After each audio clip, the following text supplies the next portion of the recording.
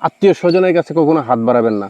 প্রয়োজনে ডাউল আলু ভর্তা ডিম খেয়ে ভাত, আলু ভর্তা ডিম দিয়ে ভাত খেয়ে দিন কাটাবেন।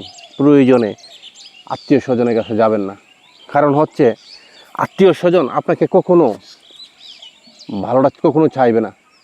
আপনাকে আজকে দিবে, কালকে আপনাকে যতটুকু দিবে এর চেয়ে বেশি মানুষের কাছে কইয়ে বেড়াবে, মানে বলে বলে বেড়াবে যে আমার কাছে আসছিল, আমি দিয়েছি, আমি চালাচ্ছি। ওইটা আপনার ছেলে থেকে নাতি থেকে পুতি থেকে সবার পর্যন্ত পয়া দিবে যে তোমার বাবা আমার কাছ থেকে নিয়ে নিয়ে চলছে। সেই জন্যে আমি বলছি, প্রয়োজনে না খেয়ে মরে যাবেন, আত্মীয় স্বজনের কাছে হাত বাড়াবেন না। ভাই বোন তো এসে দূরের কথাই, প্রতিবেশীর কাছেও যাবেন না। আর সবচেয়ে বেশি রুস্ট করবে আপনার নিজের মানুষ, আপনার ভাই, আপনার বোন, তারা আপনাকে রুস্ট করবে বেশি। আপনি যখন না খেয়ে থাকবেন তখন তারা আপনাকে রুস্ট করবে বেশি। আপনি যখন কষ্টে থাকবেন তারা রুস্ট করবে বেশি। নিজের অন্তরের কথাটা কখনো বলবেন না।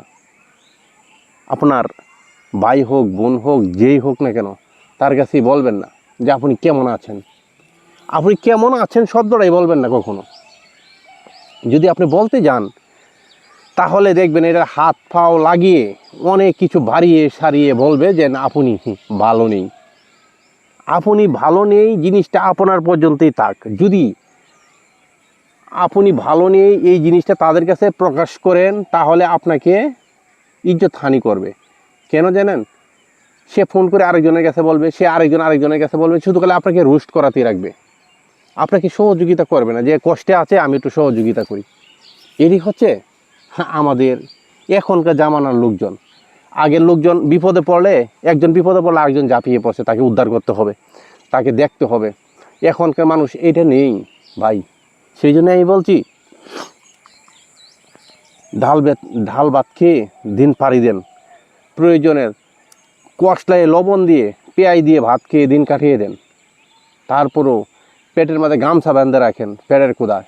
তারপরেও কারো কাছে সত্য কথা বলতে যায়েন না, আপনার বিপদের কথা বলতে যায়েন না। বিপদের কথা বলতে গেলেন আপনি বিপদে পড়ে গেলেন, মানে ওরা আপনাকে সহযোগিতা করবে না, আরও বিপদে পালাবে। অন্তরের কথা কখনো বলবেন না।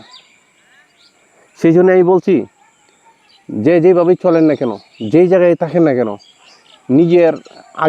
নিজের এবিলিটিটা আগে ঠিক রাখতে হবে। নিজেকে আগে গুরুত্ব দিতে হবে, নিজেকে আগে গুছাইতে হবে। নিজেকে যে পর্যন্ত গুছাতে না পারেন এই পর্যন্ত আপনি নিজে সফল নয়। যত চেষ্টাই করেন নিজে আগে সফল হবেন, তখন অন্যকে সহযোগিতা করবেন। আগে সহযোগিতা, পরে নিজের সফলতা, সব কিছু মিলিয়ে আলহামদুলিল্লাহ যে যেখান থেকে দেখছে